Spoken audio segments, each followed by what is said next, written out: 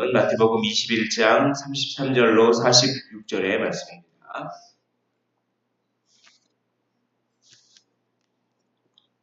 마태복음 21장 33절에서부터 46절의 말씀입니다.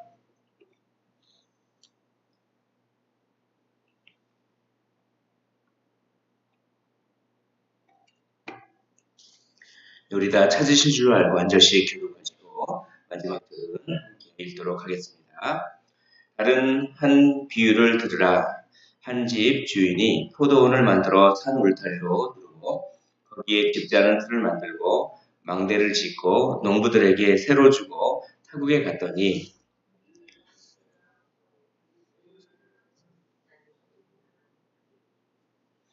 농부들이 동들을 잡아 하나는 심히 때리고 하나는 죽이고 하나는 돌로 쳤거늘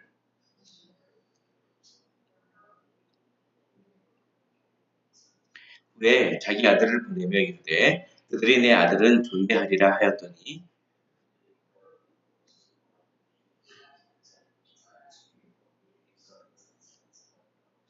이에 잡아 포도원 밖에 내쫓아 죽였느니라.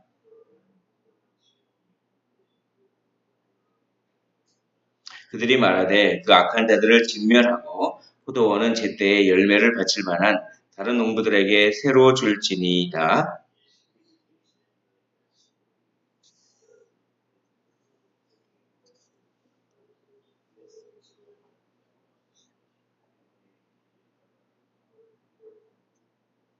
그러므로 내가 너희에게 이르노니 하나님의 나라를 너희는 빼앗기고 그 나라의 열매 맺는 백성이 받으리라.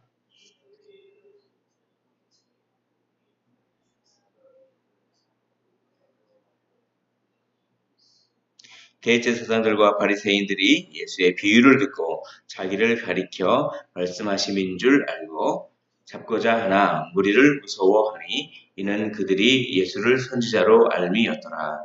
아멘. 33절에 보면 다른 한 비유를 들으라라고 하십니다. 그러니까 그 이전에 비유가 있었다는 말씀인데 그 비유가 뭐냐면 두 아들의 비유입니다. 그래서 28절에 보면 그러나 너희 생각은 어떠하냐라고 하면서 두 아들과 그 둘째 아들에 대한 비유를 말씀하시고 또 다른 한 비유를 듣라 하면서 오늘 보면 많이 알려진 말씀입니다. 포도원 농부들에 대한 비유를 말씀하십니다. 이것은 다 무엇과 연결되어 있냐면 예수님의 권위와 연결되어 있습니다. 예수님께서 성전 정화 사건을 일으키시고 그리고 또 성전에서 가르치시고 뭐 그런 걸 보고 네가 무슨 권위로 이런 이렇게 이런 일을 했느냐라고 하는 것에 대해서 예수님께서 내가 너희에게 질문을 한다. 세례 요한의 그 세례가 하늘로부터 온 것이냐 사람으로부터 온 것이냐라고 질문하시면서 그렇게 자기 자신이 하늘로부터 온 권위로 이것을 행했다라고 하는 것을 은연중에 말씀하시면서 그들에게는 침묵하게 하시는 그러면서 비유를 드시는 게 맏아들은 말로는 순종했지만 결국은 행동하지 않았고 둘째 아들은 말로는 순종하지 않았지만 나중에 뉘우치고 나중에는 결국 순종해서 누가 아버지의 뜻을 행하느냐라고 이렇게 말씀하시면서 결국 세리라든지 너희들이 죄인 취급하는 그 사람들이 세례 요한의 말을 들었는데 그 사람들이 하는 하나님 나라를 차지하고 오히려 하나님 나라의 맏아들이라 자처했던 너희들은 잃게 될 것이다. 이렇게 말씀하신 다음에 보충해서 또 동일한 취지의 비유를 하는 것이 오늘 포도원 농부들의 비유입니다. 그런데 이 농부들의 비유는 한 가지 더 발전하는 것이 있는데 너희들이 심판을 받겠다라고 하는 그런 것까지 말씀한 것입니다. 34절에 보면 열매를 거둘 때가 가깝다라고 되어 있습니다.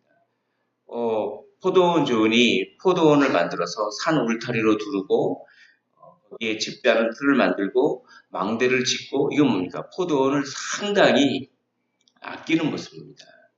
포도원을 만든 다음에 산 울타리로 두르고 집자는 틀을 만들고 또 망대를 세우고 그 도둑들이 쳐들어올까봐 망대를 세우고 그랬는데 문제가 발생했습니다. 외부의 적들이 문제가 아닙니다. 자기가 믿었던 사람들이 배신한 것입니다. 믿었던 농부들이 배신을 해가지고 열매를 거둘 때가 돼서 열매를 그렇게 기대했는데 열매가 하나도 열매를 결국은 못 얻습니다. 그러니까 무화과 나무와 똑같습니다. 무화과 나무의 그 잎사귀가 무성무성한데 그래서 멀리서 보면 열매가 많겠지. 그런데 믿는 무화과 나무에 발등이 찍혔습니다. 믿는 농부들 때문에 그 농부들이 그 열매를 자기 것으로 하려고 그 포도원을 자기 것으로 만들려고 그 이제 주인이 보냈던 종들을 때리고 죽이고 돌로 치고 또 종들을 또 보내니까 또 그렇게 죽이고 이것은 무엇입니까? 선지자들을 그렇게 박대했습니다. 하나님께서 보내신 선지자들을 그렇게 박대하고 그렇게 박해하고 죽이고 구약에 있는 선지자들 내 아들을 보내면 내 아들은 존대하리라. 37절에 내 아들은 존대하리라. 이것이 주님의 하나님의 뜻입니다. 하나님의 뜻은 내가 보낸 아들을 존대히 여기는 것이 하나님의 뜻이었습니다. 근데 이 아들마저도 이 아들을 죽이면 내가 이 상속자니까 이 아들을 죽이면 이 포도를 차지하겠지라고 하면서 아들까지도 죽이는 그런 농부들의 모습. 그 농부들이 운명은 어떻게 됩니까? 다 진멸됩니다. 그리고 포도원이 제때의 열매를 바칠 만한 다른 농부들에게 포도원이 이렇게 그 다른 농부들에게 주는 것이죠. 이것은 바로 맏아들이라고 자처했던 종교 지도자들. 그들은 그 성전이 하나님 것인데 그들 것인 양 성전이 자기 소유인 양 생각하고 성전을 차지하고 성전을 이용해서 돈벌이하고 막 그랬던 것입니다. 그들의 운명은 바로 다 진멸당한 그런 운명이다라고 합니다. 그들이 왜 이렇게 농부 그 종들을 죽이고 아들마저도 죽였습니까? 바로 왜 그들이 예수 그리스도 아들마저도 죽일 것입니까? 그들은 자기가 포도원이 주인이 따로 있는데 그 주인이 자기가 주인이 되려고 했기 때문에 그 농부들은 분명히 포도원 주인이 따로 있음을 알았음에도 불구하고 그 포도원이 자기 것이라고 생각했기 때문에 자기의 유익과 자기의 이해관계 때문에 그렇게 끔찍한 일을 벌인 것입니다. 우리에게도 적용하여 볼 수가 있습니다. 하나님께서 우리의 인생을 허락하시고 우리에게 모든 것들을 공급하셨습니다. 우리 것이 하나도 없습니다. 전부 다 하나님께 받은 것입니다. 이 공기도 하나님이 주신 것입니다. 물도 하나님이 주신 것입니다. 자연 모든 것들 다 하나님이 주신 것입니다. 우리의 재물과 우리의 능력과 우리의 은사도 다 하나님이 주신 것입니다. 그런데 그것을 마치 주인이 따로 있음에도 불구하고 우리가 우리의 인생의 주인이라고 생각하면 하나님의 권위를 무시합니다. 하나님이 보내신 선지자를 통한 말씀을 무시합니다. 하나님이 보내신 아들도 무시합니다. 아들을 무시한다는 것은 하나님의 말씀을 무시한다는 것입니다. 우리가 어떤 돈이 많으면 그거를 하나님이 우리에게 주신 걸로 생각하고 그 하나님께 더 더 충성해야 됩니다. 그런데 돈이 많으면 우쭐해가지고 이 돈이 내 건 줄 알고 하나님마저도 무시하는, 또 하나님이 큰 능력을 이렇게 주셨습니다. 그래서 어떤 사람은 그 능력이 있어서 악기를 연주를 잘하고, 어떤 사람은 뭐 이렇게 지혜가 뛰어나고, 어떤 사람은 어떤 능력을, 근데 그게 자기 건 줄 알고, 그래서 그 능력이 자기 건 줄 알고 업신여기고 무시하고, 하나님마저도 무시하고, 주인이 따로 있음을 기억하지 못하면 하나님의 권위를 무시하게 되는 것입니다. 우리는 하나님께 받았습니다. 그런데 이 받은 은혜를 당연하다고 생각하는 순간 하나님을 무시하게 되는 것입니다. 이스라엘 백성들이 그렇게 광야에서 은혜를 많이 받았습니다. 낮에는 구름 기둥이요, 밤에는 불 기둥이요, 때를 따라서 고기가 먹고 싶으면 메추라기로, 그리고 매일 만나를 주고. 그런데 그들은 조금만 더 오면 막 불평하고, 물이 조금만 없으면 막 불평하고, 이 광야 생활을 읽으면 이런 생각이 들 수도 있습니다. 이런 생각이.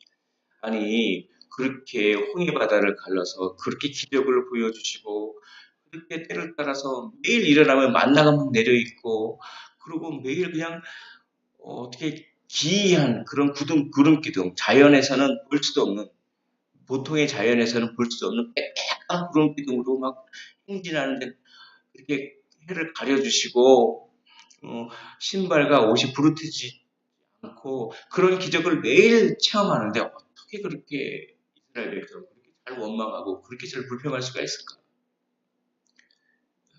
그런 생각이 들 수도 있을 것 같습니다.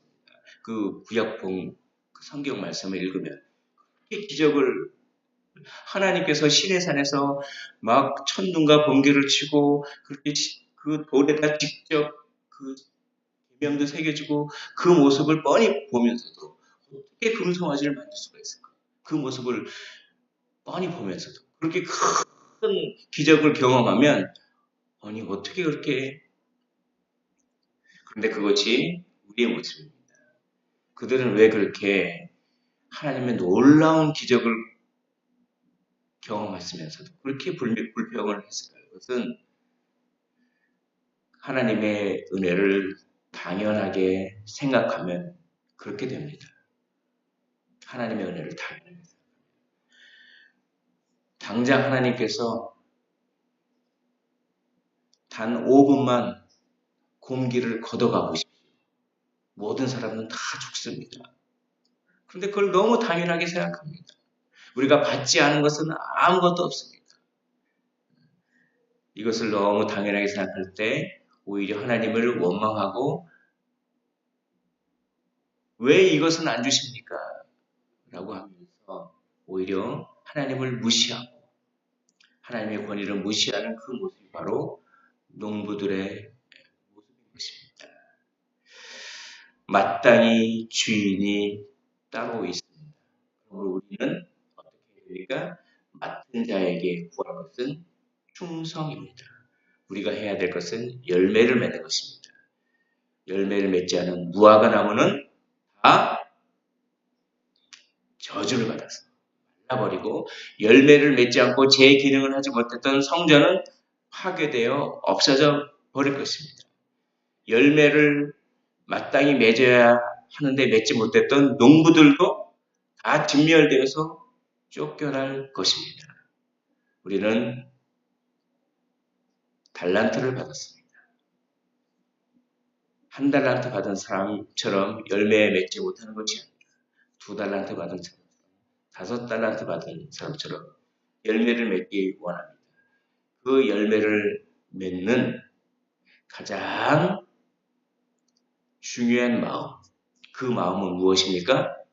바로 우리가 다 받았다. 우리 것이 하나도 없다. 우리 인생의 주인은 따로 있다. 이것을 인정하십시오. 그리고 그 주인의 권위에 순종하십시오. 그럴 때 우리는 열매를 맺고 충성의 열매를 맺게 될 줄 믿습니다.